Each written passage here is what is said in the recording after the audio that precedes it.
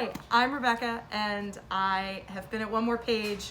It will be 6 years in December, and I am a lot of things at the store. I'm the muscle, mostly. How did you get into bookselling? Oh, that's a long story. The short answer is my then boyfriend's cousin works here also.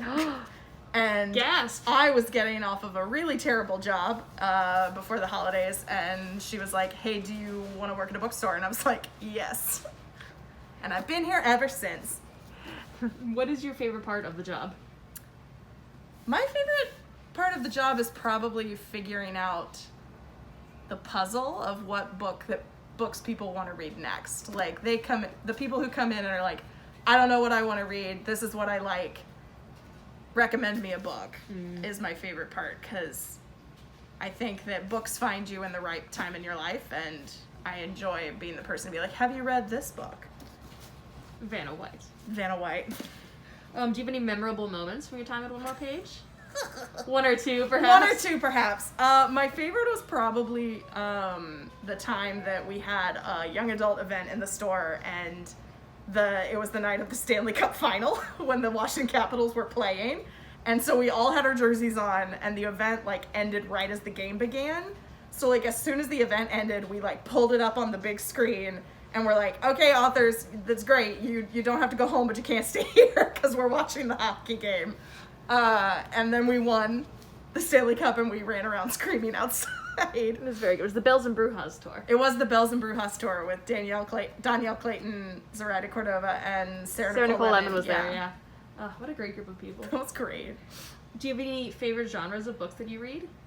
You know, I read You read so widely. I read almost anything. There are some things that I'm like, I am not interested in that. But for the most part, I'll read almost anything. But I think you're probably one of the wider readers on yeah, staff. I particularly enjoy historical fiction and fantasy and romance. But again, I'll read almost anything.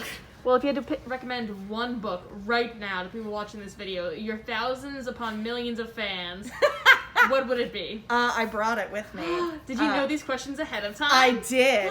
But the one book that I would recommend that you read just came out in April, and it is The Yield by Tara June Winch. Ooh. And it is, she's an Indigenous Australian writer, and it's a triple timeline story of this one very rural community in Australia, and about how the Indigenous population have been pushed off of their land by the colonizers, and then how the descendants of those original